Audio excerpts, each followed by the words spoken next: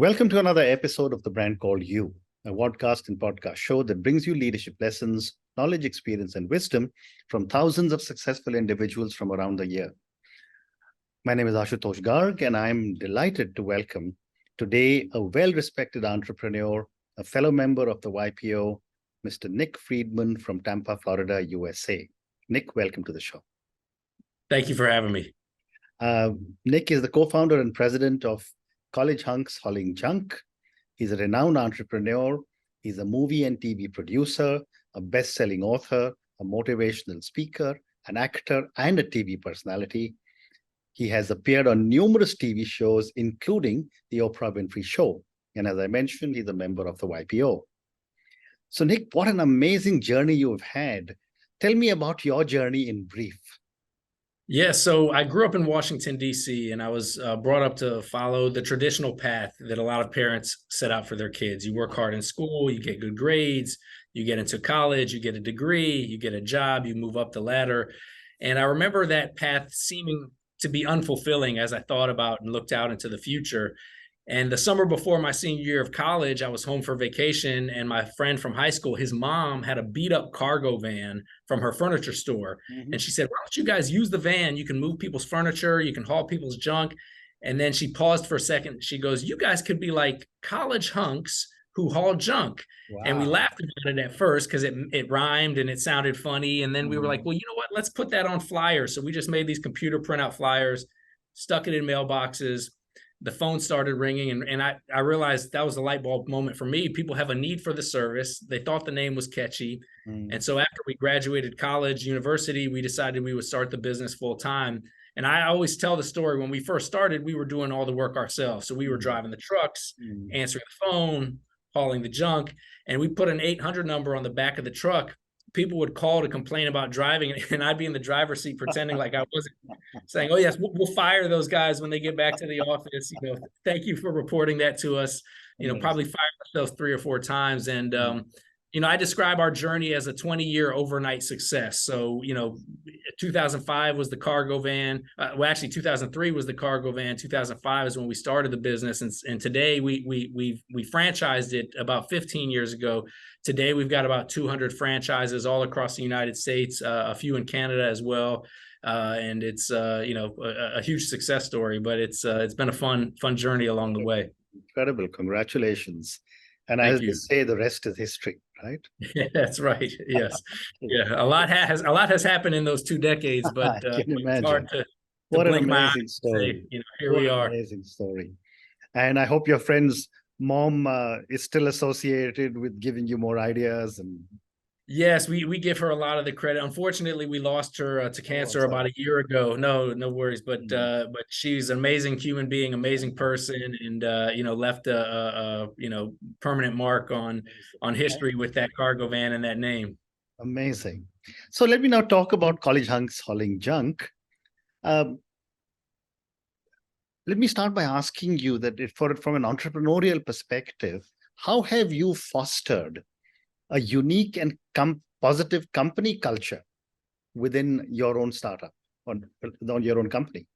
Yeah. So, you know, if you think about it, we didn't invent something completely brand new. We took trucks and we took labor, something that's probably been around since the invention of the wheel.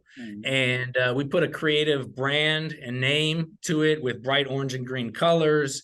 And then we put a very intentional focus on our team member and franchise owner experience, which you refer to as the culture.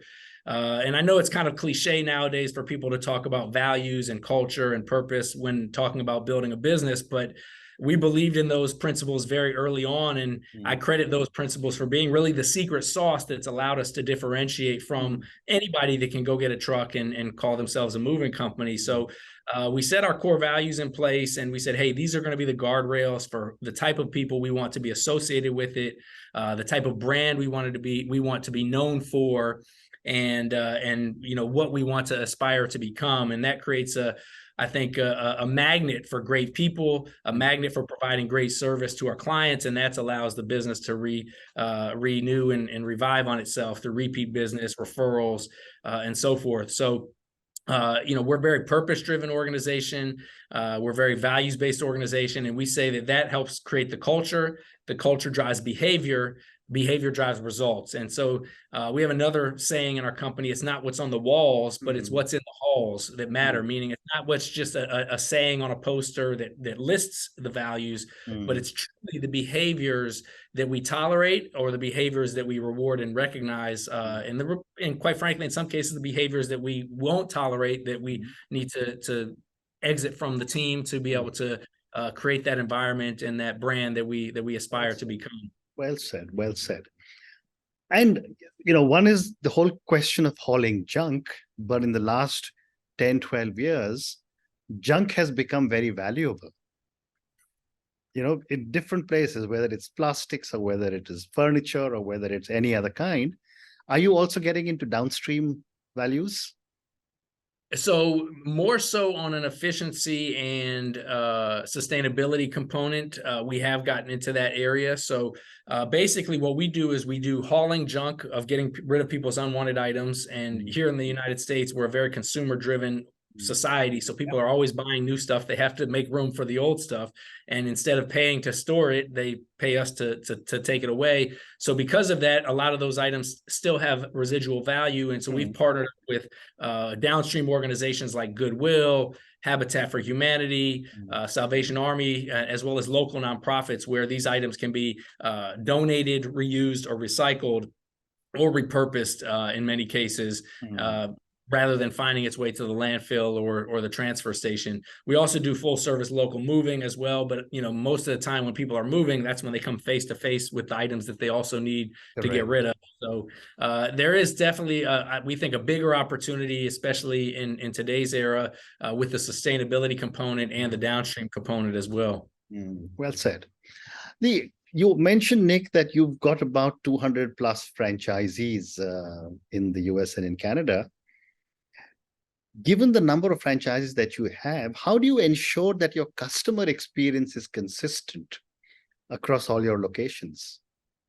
Well, it really starts with the foundation of training and putting, as I mentioned before, the foundation of our core values and our purpose in plain sight. And so we make it very clear when we bring a franchise owner into the organization, how they need to behave, how they need to train their team, how they need to live the values.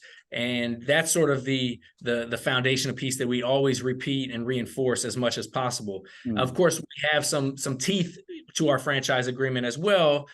We operate a centralized call center, so we are able to monitor all of the client interactions centrally. We're to survey all of the clients upon completion of the job.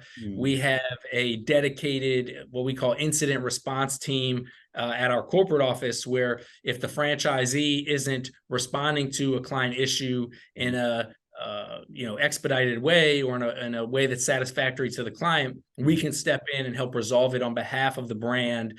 And one of our core values, we say, is always branding. And so having a positive brand impression every time they interact with us is one of the values. And we stress such the importance that everybody in the organization, even though the franchisees are independent business owners, we're all invested in the same common enterprise, which is the brand. And so we all have this lofty, interdependent responsibility to hold the brand in its highest light. And so I think that everybody takes that responsibility seriously. The employees of the franchise owners do as well. Yeah, but it's not easy. It requires constant repetition, reinforcement, communication. We beat the drum at every opportunity that we get to reinforce the importance. And we've brought in speakers like the Disney Institute to our franchise conference to talk about, creating that magical experience. Moving is a stressful time. Clutter, when it piles up in people's homes, can create stress and anxiety. So, how can we remove the stress from what they're dealing with, where we're more than just a moving and hauling company, but we're actually delivering a relief of people's anxieties when they're in that transition. So bringing in some of the outside thought leaders in customer service and company culture has been impactful as well. Wow. Great response. Thank you. Since the time you started, which was 20 years ago, technology has changed dramatically. I'd love to get your perspective on how have you integrated technology into your business? Yes, I mean, I can remember in those early days, like I shared the story with you, back when we were answering the phone and driving the truck ourselves, we were scribbling the appointments in a notebook, and we, had Microsoft Yep. Excel was how we kept our books, and social media was just starting to come, to fruition with Facebook, and operating technologies or platforms really didn't exist, especially for the small business owner. Mm, And so we've really, I think our brand has evolved with the evolution of technology, as you mm, suggested. mm, We have a really talented in-house technology team. It's a very light and lean team. So we leveraged a lot of third-party providers and tools and resources. But it ultimately boils down to, in our business, because we're not a technology business as our core, how mm, can we become and be technology enabled? So how can we leverage technology, not just to have some cool, shiny features and functions, but really leverage technology to provide a better experience for the stakeholders in our business, the franchise owners, the mm, team members, and the clients. So everything that we do when we evaluate the technology that we're thinking about developing or bringing in from a third party focuses in on trying to enhance the experience for those three stakeholders. And mm, it's been effective. I mean, it's been challenging over the years, tripping and falling or spending money on stuff that, ultimately didn't prove to have an ROI. But mm, now we're able to get more sophisticated, and a great example for us, we just developed a pricing tool. mhm. You think about the airlines or the hotels or even Uber, where there's a variable demand-based pricing for those solutions. That's not something that we could ever do, certainly never do automatically in the past. And, it used to be kind of a manual process. We had to go in and manually change it. And now we're getting to a point where we have some variable pricing based on the client demand, the day of the week, the time of day, the day of the month. And that can help us really optimize our revenue. Wow. And Nick, from the time you were driving your truck yourself and answering your phones to today running a major company across different countries, how have you personally evolved as a leader? One thing that I've never lost sight on is continuing to build my leadership muscle. I've always felt like I have to get better because I have to be able to outpace the business, and the business can't outpace me. This is something that I preach to our leaders as well, is this business is a rocket ship. It's growing very quickly, but the only way that we don't become obsolete as leaders is if we can continue to keep pace with the business and society and the market and so forth. And so I always like to tell the story. I didn't read a lot of books in college because I wasn't very passionate about the material. But as soon as I found this business that I became passionate about, I became a voracious reader. So I do read a lot of books on entrepreneurship and leadership, listening to podcasts or thought leaders like yourself, being able to share other experts' experiences and how they've come to be successful, joining organizations like YPO, Young Presidents Organization, and before YPO, I was part of EO, the Entrepreneurs Organization, where I'm surrounded by peers and they're bringing in outside speakers.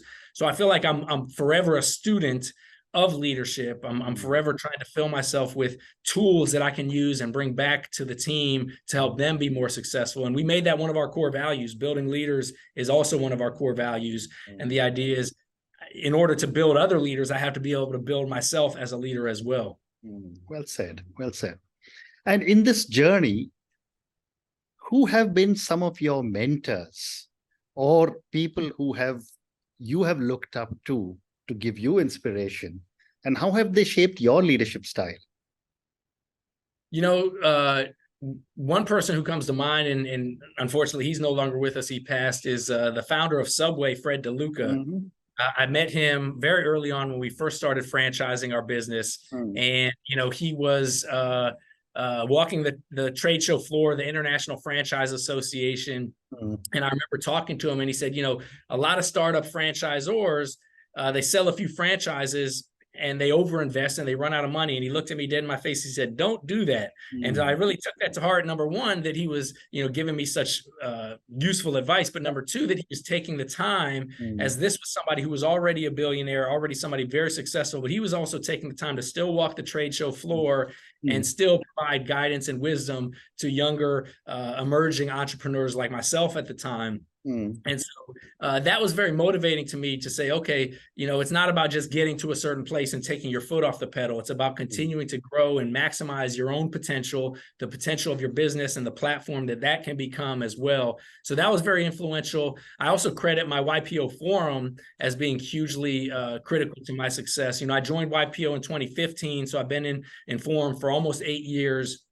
And it's such a dynamic group of very inspirational, aspirational leaders within my forum of very different, diverse business backgrounds, personal, professional backgrounds, and being able to get guidance and perspective on balancing a business, family, personal values, and having a sounding board of peers in a confidential environment. I can't stress how valuable that's been. Absolutely. And I completely agree. I'm a part of 3 forums. So I That's would awesome. ask you to look at an international forum sometime, because that'll give you a different perspective. But Nick, one more question relating to College Hunks, and then I want to talk to you about your book and some of the other work you're doing. How are you getting involved with the community and giving back to the community? Well, we made our company purpose early on. We said it's to move the world. And of course, it's got sort of a double meaning because we're a moving company. Eventually, we want to be able to move everything everywhere. And that's the aspirational part. But the significant part of it is we want to move people emotionally, make a positive impact in the lives of our team members, our franchise owners, our clients, and our community. So we set up a social partnership, a social cause partnership about 5 years ago with a group called US Hunger, where we actually donate 2 meals for every completed job that we perform. And since starting that program, we've donated over 4 million meals, which has just been a phenomenal accomplishment that we're very proud of. During the COVID lockdowns here in the United States, we kept reading a lot of headlines about domestic violence and people being stuck in homes with their abusers. So we volunteered to offer free moving services for any survivor of domestic violence looking to relocate to a safe location. And we've done over 100 of those moves. And we launched that every October as well during Domestic Violence Awareness Month. Of course, as I mentioned, we are partnered up with a lot of nonprofit organizations to donate, recycle the items that we're hauling away. So that also has become part of our DNA, just part of how we do business is trying to make a positive impact. And, we say that, we've got to be a profit-focused business, of course, because without margin, there's no mission, but we've got to have the mission in mind as well. And that's, I think, a motivating factor. That's kind of a why we get out of bed in the morning, because if it's just about the money, anytime the wind blows and the economy's challenging, you might pack up and go home. But if you've got a larger purpose beyond just making the money, it keeps you getting out of bed. It keeps people wanting to be a part of that platform as well. Incredible. Thank you for all the good work that you're doing for your community. Nick, I want to now move to so many other things that you're doing. I mean, you're a movie and TV producer, you're a best-selling author, you're a motivational speaker, you're an actor and a TV personality.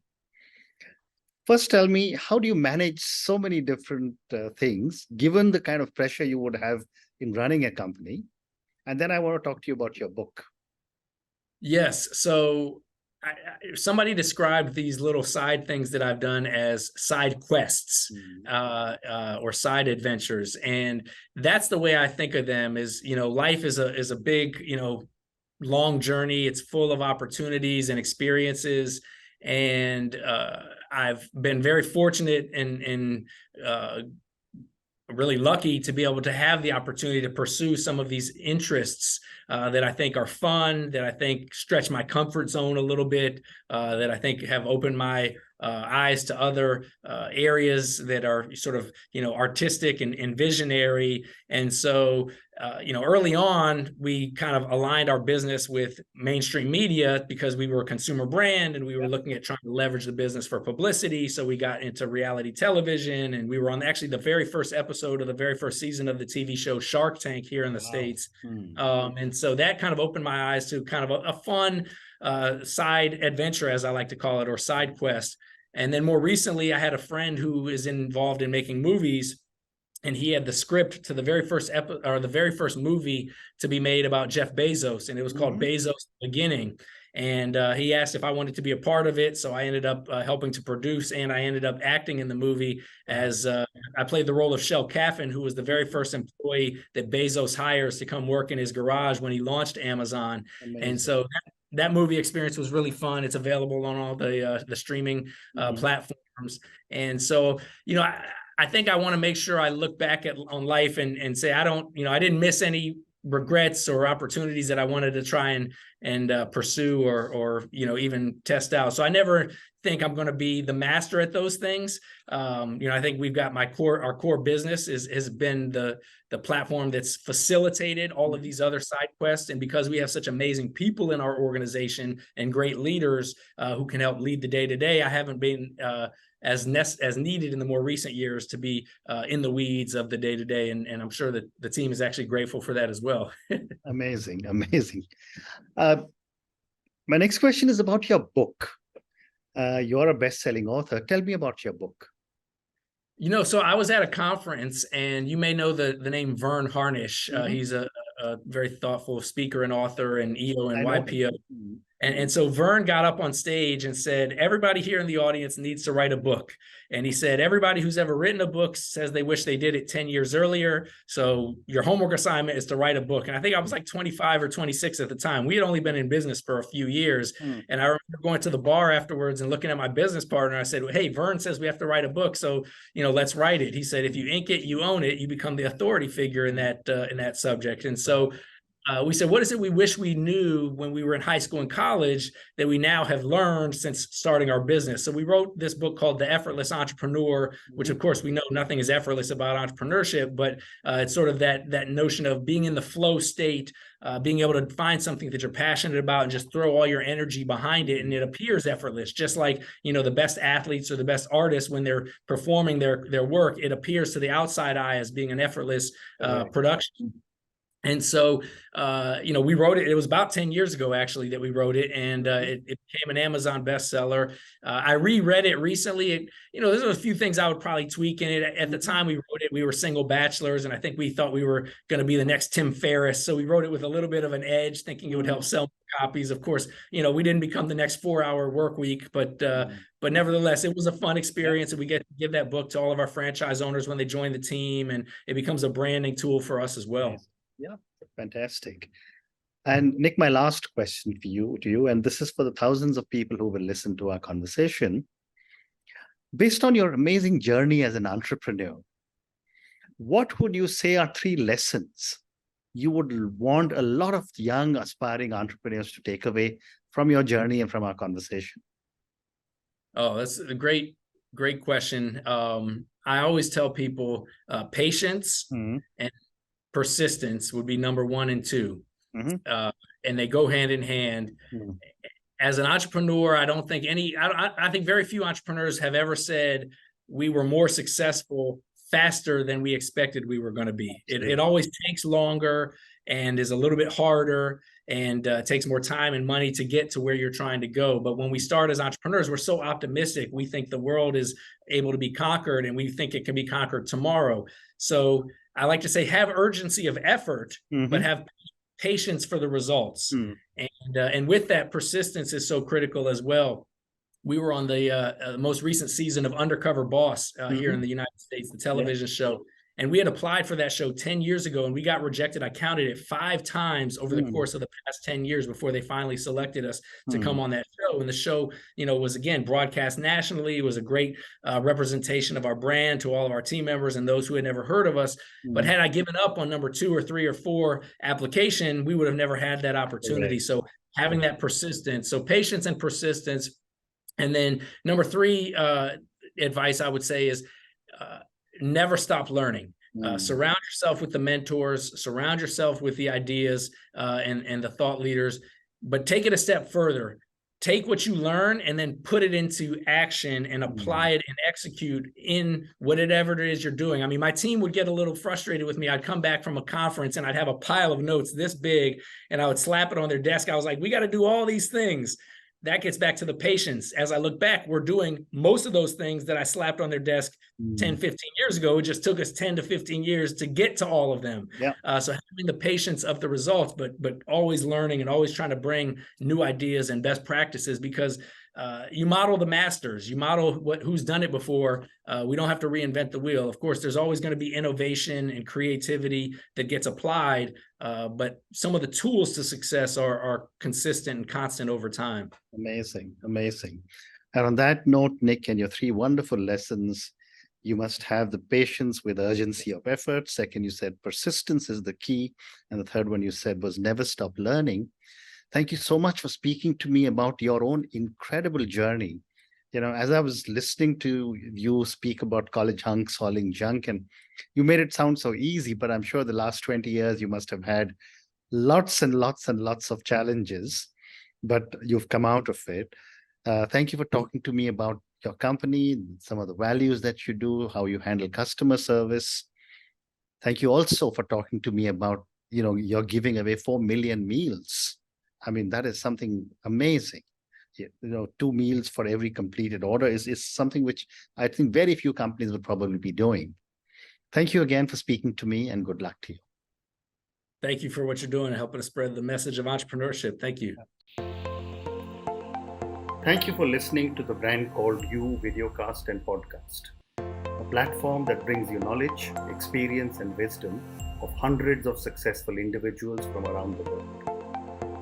Do visit our website www.tbcy.in to watch and listen to the stories of many more individuals. You can also follow us on YouTube, Facebook, Instagram, and Twitter. Just search for the Brand Called You.